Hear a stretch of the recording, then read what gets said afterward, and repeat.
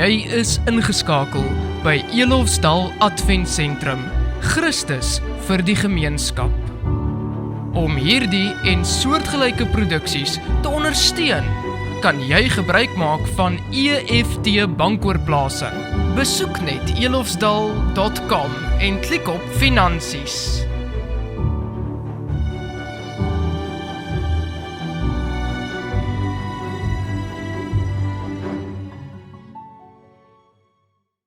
Goeiemôre, wat 'n voorreg om weer eens op hierdie platform u te kan groet in die naam van die Here en te kan toelaat dat die Here weer eens op 'n wonderlike wyse ons harte aanraak. Ons boodskap vir oggend is getiteld Die mosterdsaad en suurdeeg verskil. Die mosterdsaad en suurdeeg verskil. Vir ons skriflesing nooi ek jou saam met my te blaai in die Evangelie van Matteus, Matteus hoofstuk 13. Ons lees daar vanaf vers 31 tot en met 33. Matteus 13 vanaf vers 31 en dit sê: 'n ander gelykenis het hy hulle voorgehou en gesê: Die koninkryk van die hemele is soos 'n mosterdsaad wat 'n man neem en in sy land saai. Wat wel die kleinste is van al die soorte saad, maar as dit gegroei het, groter is as die groentesoorte en 'n boom word, sodat die voëls van die hemel kom nes maak in sy takke. 'n ander gelykenis het hy hulle vertel. Die koninkryk van die hemele is soos suurdeeg, wat 'n vrou neem en in 3 mate meel inwerk, totdat dit heeltemal ingesuur is. Ek wonder, het jy al gedink, wat 'n verskil kan ek in hierdie lewe maak? Of het jy al gevra, maak my lewe werklik 'n verskil, of is my lewe maar net so goed soos die gewone man op straat? En as Christene weet ons, God roep ons elkeen wel om 'n verskil te maak. Met die gevolg, ons kyk baie keer na die groot dinge en ons dink dit is al manier hoe ek of hoe ons werklik 'n verskil kan maak. Weet, ek moet 'n sendeling word in 'n ver land, of ek moet my werk bedank en alles los en 'n predikant word, of God roep my om groot pogings vir hom te hou, of dalk 'n bediening in die gevangenis te begin, of 'n projek waar ek dalk honderde mense moet kos gee. Nou kom ons wees eerlik. God kan en roep tog baie mense om sulke groot dinge vir hom te doen en so duisende mense se lewens te beïnvloed. Maar aan die ander kant is die groot krag van God se koninkryk baie keer in die kleinste en die eenvoudigste dingetjies wat hy ons roep om te doen in ons huidige en daaglikse omstandighede, wat mense se lewens kan verander en werklik 'n verskil kan maak. Weet, so tydjie terug lees ek die baie interessante verhaal van Bon Fox. Nou, dit was oorspronklik deur Elmer Bediner vertel in sy boek The Fall of Fortresses, a personal account of the most daring and deadly American air battles of World War II. Nou, Bon Fox was die vlieënier van 'n B-17 bomwerper in die Amerikaanse lugmag tydens die Tweede Wêreldoorlog. En tydens 'n sekere missie het die Amerikaanse lugmag vlek gekry van die Nazi lugafweer artillerie wat hulle natuurlik ingewag het. En soos wat dit oral om hom ontplof het Fox skielik gevoel hoe sy vliegtuig getref word. Nou, van al die plekke was dit direk op sy petroltank. En vir 'n breekdeel van 'n sekonde het alles vir hom gevries. Want hy het geweet, dis verby. Toe hy daai slag hoor, het hy net geweet, dis verby. Maar vir een of ander rede het sy vliegtuig nie ontplof nie. Om die waarheid te sê, Fox was selfs in staat om sy vliegtuig te kon land. Hy was so naby aan die dood as wat 'n mens seker kan kom. Die volgende oggend na die aanval het hy die hoof van bemanning gevra of hy nie dalk hierdie Duitse lugafweerpatroon wat sy B-17 vliegtuig se petroltank getref het, kan kry nie. Hy wil dit graag hê as 'n aandenking vir hierdie ongelooflike wonderwerk wat hom te beurt geval het. Maar tot sy skok het die hoof van bemanning hom meegedeel dat hulle nie net een nie, maar 11 lugafweerplofkoppe in sy petroltank gekry het. Hy is 11 keer in sy petroltank getref, maar vir een of ander rede het nie een van hulle met impak ontplof en hom en sy vliegtuig opgeblaas soos dit moes nie. Maar hoe is dit moontlik? Wel, tegnikuste het die lugafweerpatrone een vir een oopgemaak, baie versigtig oopgemaak en tot hulle verbasing ontdek dat almal behalwe een heeltemal leeg was. Geen plofstof of ontstekers was gelaai nie, met die gevolg hulle was in werklikheid onskadelik of skoon. Kyk, hulle kon jou tref en doodmaak, maar hulle was gemaak om met impak te ontplof. En hulle het nie, want hulle was skoon. Die uitsondering, die 11de een, het egter 'n netjies opgevoude briefie ingehad. En toe hulle hierdie briefie oopvou, vind hulle 'n kort boodskap in die Tsjechiese taal. Vertaal het dit gelees: dit is al wat ons vir nou vir jou kon doen. Dis al wat ons vir nou vir jou kon doen. Nou daar's vermoed dat die een of ander werker op 'n monteerbaan waar hierdie plofkoppe aan mekaar gesit is, doelbewustelik nie hierdie patrone gevul het nie. Hierdie nota geskryf het en dit toe in een van hierdie patrone gesit het, sonder om werklik eers te weet wat ooit die uiteinde daarvan sou wees.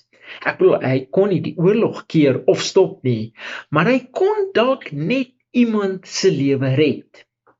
En dit het hom dalk gemotiveer om te doen wat hy gedoen het.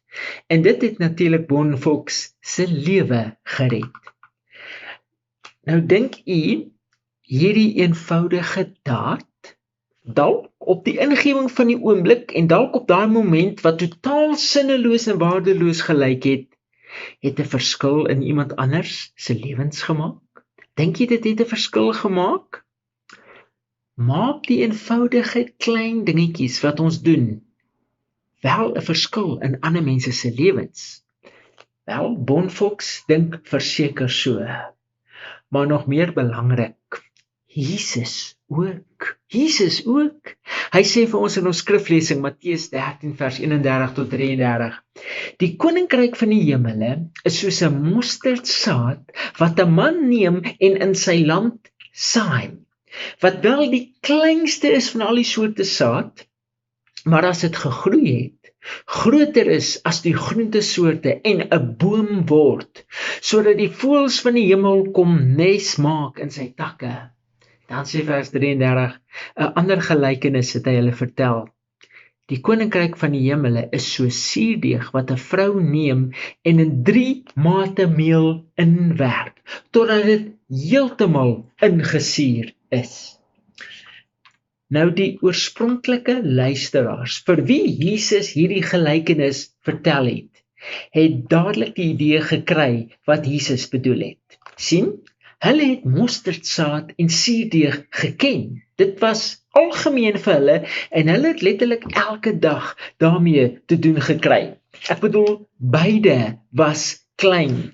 Die mosterdsaad was heel waarskynlik die Synapsis nigra of die sogenaamde swart mosterdplant, wat baie algemeen en selfs wild in Palestina gegroei het. Nou hulle sê dat jy het 750 van hierdie saadjies nodig om 1 gram op te maak. Maar Soos ons weet, mosterdsaad is verseker nie die kleinste saad wat ons vandag in hierdie wêreld kry nie. Maar dit was verseker die kleinste saad wat boere in Palestina gesaai het, as ons dit moet vergelyk met koring of die rog of die ander gewasse wat die boere in daai tyd gesaai het. Nou 'n enkele mosterdsaadjie was klein en lig, maar tog het dit as te ware die potensiaal gehad om te kon groei en in 'n groot boom te kan verander, dat selfs die voëls veilig gevoel het om in sy takke nes te maak. En suurdeeg is klein in vergelyking met die meel waarmee dit ingemeng word. Maar tog kon 'n klein hoeveelheid suurdeeg, so groot soos 'n mens se naal, genoeg deeg beïnvloed en verander om brood te bak om 40 mense 3 etes 'n dag vir 'n paar dae te verskaf. Nou onthou, 'n mosterdsaadjie was klein. Suurdeeg is klein en min, maar tog in die hande van God kan dit ontplof en so 'n groot verskil maak, dat dit net nie geïgnoreer kan word nie. En is dit nie die verskil wat God ook in jou en my lewe wil bewerkstellig nie? 'n mosterdsaad en suurdeeg verskil. Jy weet, baie keer dink ons, wat kan ek nou doen? Wat 'n verskil kan ek maak? Maar tog staan God gereed om die klein dingetjies, die skynbaar onbenullige dinge wat ons deur sy krag en genade doen, met mosterdsaad en suurdeeg verskil, met suurdeeg krag te kan verander, om sy naam te verheerlik. En ons is nie eens bewus daarvan nie. Ons weet nie eens daarvan nie. En die rede hoekom ons nie altyd daarvan bewus is nie, of die resultate van ons dade sien nie, is sodat ons nie die eer vir onsself sal neem nie. Want die eer behoort in werklikheid net aan hom, wat die mosterdsaad sy krag gee en die suurdeeg sy invloed. Maar tog kan en wil God my gebruik, jou gebruik, om deur 'n klein, onselfsugtige daad, dalk 'n skynbaar totaal onbenullige daad van liefde, werklik 'n verskil in mense se lewens te bewerk. En u en ek weet nie eens daarvan nie, want ons kan dalk net die eer vir onsself wil opeis. Jy weet, so 'n klompie jare terug, het God my weer 'n persoonlike kykie gegee in die verskil wat 'n eenvoudige klein daad in mense se lewens kan bewerk. Jy weet, dis nou baie jare terug, ek kon onthou ek was nog predikant in vereniging en van 'n buil gewees, en ek stop die eendag daar in vereniging by 'n robot, en soos wat ek natuurlik wag vir die robot om groen te word, sien ek 2 vrouens, en hulle het glad nie goed gelyk nie, tussen die karre na my aangestap kom. Nou, deesdae is dit 'n baie algemene gesig, waar jy 2 mense sien, die een blind en die een wat kan sien, lei natuurlik die blinde met 'n bakkie wat bedel, en dan so bedel hulle nou, dan dink mens altyd, wie help nou vir wie?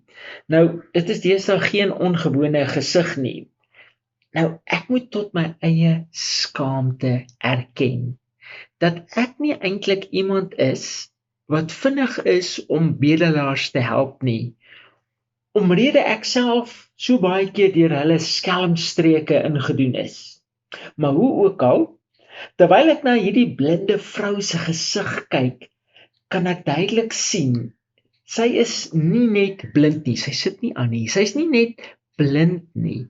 Dit lyk of sy nie eens oë in haar oogsockets het nie. Daar's niks, is net asof daar velle die gat toemaak.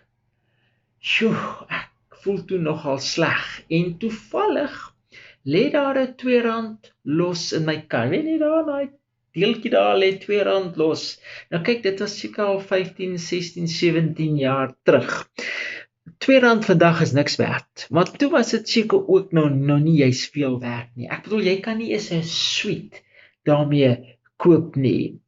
En terwyl ek nou daar sit, vat ek nou daai R2 en ek gooi dit in hierdie blinde vrou se bordjie in. Thank you. God bless you. Hoor ek haar sê. God bless you. Vir R2, dink ek by myself, wat ek gaan maar net aan. Nou so 1 uur en 'n half daarna, stop ek vinnig by die Vereniging se Fruit and Veg, wat toevallig naby die robot was waar ek vroeër hierdie 2 dames gesien het. En terwyl ek soek na blaarslaai of die een of ander iets, ek kan nie eens meer onthou wat nie, sien ek skielik hierdie 2 vrouens wat ek so 'n rukkie terug by die robot sien bedel het. En terwyl die een wat kan sien, die blinde een se hand nog steeds vashou en lei, sien ek hulle nie net in die ry staan nie, maar hulle hou 'n pakkie vas met 2 klein stukkies vleis in, 4 los aardappeltjies en nog iets wat ek nie mooi kon sien wat dit was nie, waar hulle in die ry staan om dit te betaal. Maar wat my die meeste opgeval het, was nie wat hulle gekoop het nie, maar die blinde vrou se gesig. En ek kon nie help om haar verwronge gesig te sien. Ek het eintlik na haar gesig gestaar nie, want al het dit geen oë in gehad nie, het dit tog gelyk of haar gesig straal van blydskap.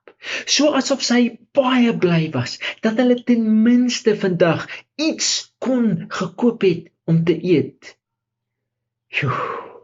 En kom ons wees eerlik, kon ek enigsins krediet daarvoor vat? Nee, want ek het vir hulle maar net 'n ou niks werd R2 muntstuk gegee. Net 'n R2 muntstukkie. Maar God kon 'n hele paar mense se klein dade gebruik om 'n werklike verskil in 2 mense se lewens te maak. En soveel so, dat 'n blinde gesig sonder oë vir 'n oomblik kon staar van dankbaarheid en hoop. God bless you. Hoor ek nog die woorde in my ore? Nee. God bless die klein mosterdsaad en suurdeeg dade wat hoop gee en 'n verskil maak in eenvoudige mense se lewens. U sien, God doen baie keer die grootste dinge met ons kleinste dade. God doen baie keer die grootste dinge met die kleinste dade. Ek bedoel, in vergelyking met 'n groot reus, lyk 'n ronde klein rivierklippie dalk sinneloos. Maar God het dit gebruik om Goliat grond toe te bring. In vergelyking met die stad Jerigo se groot en sterk mure, het ramshorings in 'n krygsgeskree dalk totaal en al sinneloos gelyk. Maar God het dit gebruik om die hoë mure van Jerigo te laat intuimel. En in vergelyking met al die ryk mense se tiendes en offergawes wat hulle na die tempel gebring het, het die arm weduwee se 2 enigste geldstukkies maar baie klein gelyk. Maar God het dit gebruik om ons tot vandag toe nog te inspireer. En in vergelyking met die gesofistikeerde priesters, die selfgeregverdige fariseërs en die kragtige Romeinse regerders, het Jesus se dood uitgestrek op die kruis van Golgotha dalk totaal sinneloos gelyk. Ek bedoel, min Joodse leiers het sy dood beween.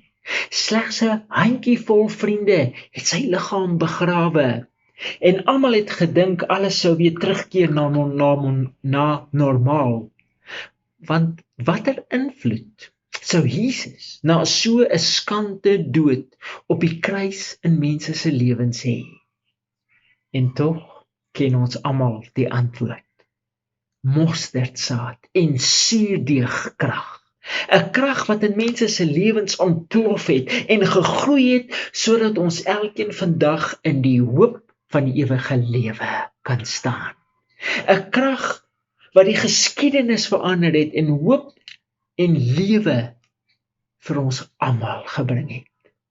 'n Krag wat in miljoene mense se lewens elke dag 'n werklike verskil bring. En dieselfde mosterdsaad en suurdeegkrag is vandag nog beskikbaar vir jou en vir my. Ons onselfsugtige dade van liefde, al is dit hoe klein, kan en sal selfs die wêreld kan verander. En al wat God ons vra, is dat ons dit sal begin saai. Dat ons dit sal begin inwerk. Ons weet nie, wat kan 'n geringe R2 dalk vir iemand doen nie. Ons weet nie, wat kan 'n eenvoudige glimlag dalk vir iemand doen nie. Ons weet nie, wat kan dalk net 'n paar woorde van bemoediging dalk vir iemand doen nie. Maar Jesus leer ons dat 'n klein mosterdsaadjie in die hande van God kan groei tot 'n groot boom. En 'n bietjie suurdeeg in die hande van God kan baie mense met brood voed. En net so kan jou en my skynbaar onbenullige klein dade in die hande van God 'n groot verskil in baie mense se lewens bring. Weet, tydens die Amerikaanse besetting van Irak het 'n sekere soldaat eendag 'n klein dogtertjie sien huil agter 'n doringdraad heining in Bagdad. Sy was duidelik baie arm, het 'n verslete ou rokkie en stikkende plastiek sandale gedra. Haar hare het teen haar kopvel vasgeplak, wat bewys het dat sy baie lanklaas gebad het, en haar vel was droog en geskilfer, as gevolg van die langdurige blootstelling aan die wind en die weer. Die Amerikaanse soldaat het haar baie jammer gekry, daar waar sy gesit en huil het. Maar wat kon hy doen? Dis toe dat hy aan 'n speelding dink wat in sy kantoor gelê het. Gou het hy na sy kantoor toe teruggehardloop en daar tussen sy goed het hy 'n tandeborsel, 'n vletjie en hierdie speelgoed aapie, materiaal speelgoed aapie gekry en dit vir haar gebring. En soos wat hy dit vir haar deur die doringdraad gegee het haar gesiggie so opgehelder van vreugde, dat dit gelyk het of sy nou net R1 miljoen ontvang het. Dit het so 'n groot indruk op hom gemaak, dat hy sy ondervinding op die internet met sy vriende terug by die huis gedeel het. Maar spoedig het sy ondervinding soos 'n veldbrand versprei. Duisende mense het begin reageer en almal wou weet, waarheen kan ons geskenke stuur? En so is Operation Give gebore, wat duisende speelgoed aan arm kinders in Irak versprei het. Weereens, 'n eenvoudige, onselfsugtige daad van liefde, wat soos 'n klein mosterdsaadjie gegroei het tot 'n groot boom. En alhoewel Operation Give gegroei het tot 'n geweldige groot organisasie, wat 'n groot verskil in duisende kinderharte gemaak het dit soos 'n mosterdsaadjie baie klein begin, deur een soldaat wat net een eenvoudige speelgoed aapie aan 'n behoeftige kind gegee het. En is dit nie ook wat God elke dag nog deur jou en my lewe wil verrig nie? En die wêreld leer ons dat dit nie altyd die groot dinge is wat 'n verskil in mense se lewens maak nie, maar die klein, baie keer onbenullige dingetjies wat uit ons selfsugtige liefde vloei, wat God kan gebruik om 'n mosterdsaad en suurdeeg verskil te maak.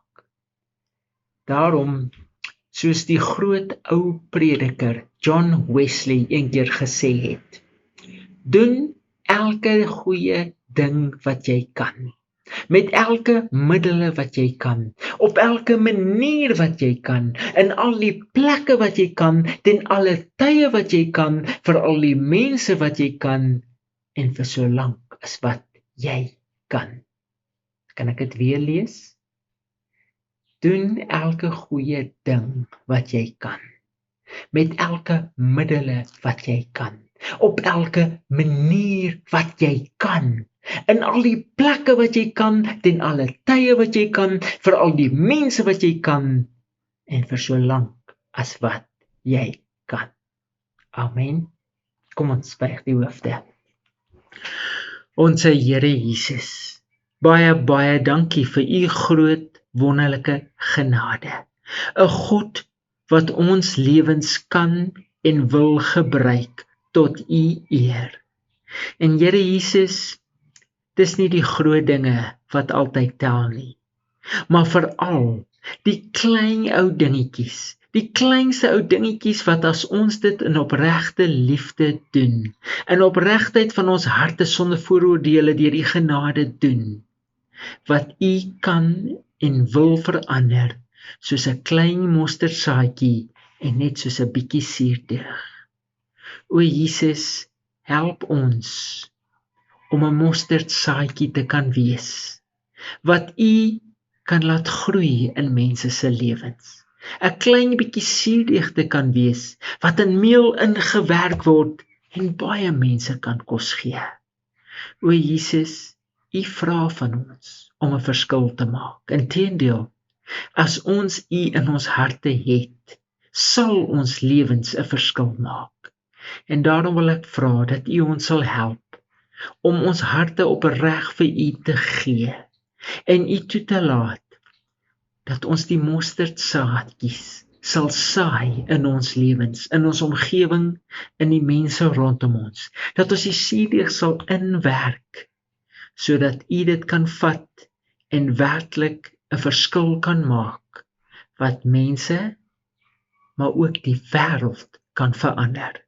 Ons bid dit in ons Verlosser Jesus se kragtige naam. Amen. Dis hy. Vasstaan in genade, seëninge.